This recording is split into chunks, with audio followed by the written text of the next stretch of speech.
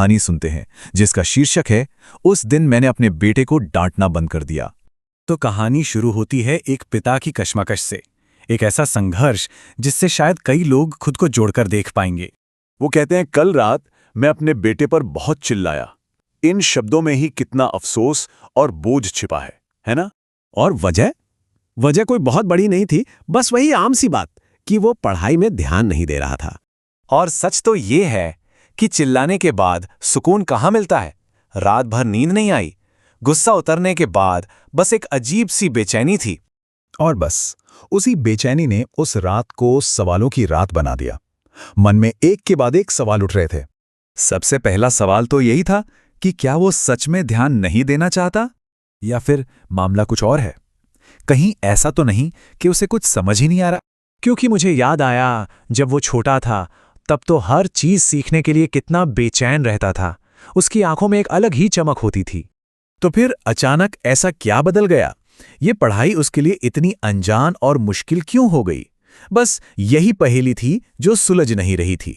और इस कहानी का सबसे अहम मोड़ तब आया जब गुस्से की जगह गौर से देखने की कोशिश की गई। अगले दिन मैंने बस उसे चुपचाप देखा।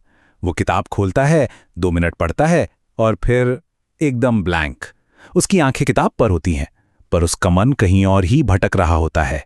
और बस उसी एक पल में मुझे सब कुछ साफ हो गया। जिसे मैं अब तक उसका आलस समझ रहा था, वो आलस था ही नहीं, वो तो उसकी उलझन थी। और उसी पल मुझे अपनी गलती का एहसास हुआ।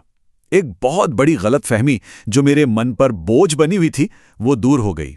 मेरा बेटा आलसी नहीं है, वो बस अपनी पढ़ाई की इस लड़ाई में अकेला पड़ गया है। उसे डांट की नहीं, साथ की जरूरत है। और इसी एहसास ने एक नए फैसले को जन्म दिया। डांटने का नहीं, बल्कि उसके साथ चलने का फैसला।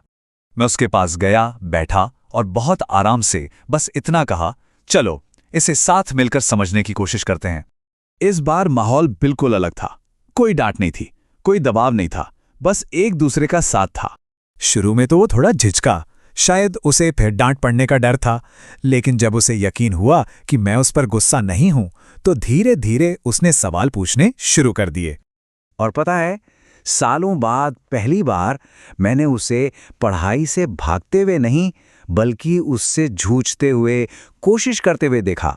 वो एक छोटी सी कोशिश थी, पर मेरे लिए किसी जीत से कम नहीं थी।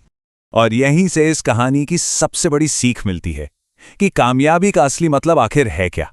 कुछ देर बाद उसने मेरी तरफ देखकर कहा, पापा अब ये थोड़ा आसान लग रहा है। और सच कहूं, ये चंद शब्द मेरे लिए किसी भी रिपोर्ट कार्ड के नंबरों से 1000 गुना ज्यादा कीमती थे।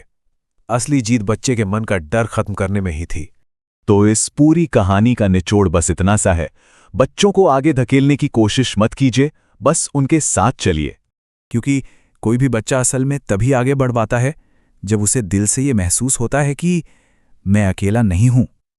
और ये एहसास दुनिया की किसी भी डांट से कहीं ज्यादा ताकतवर होता है।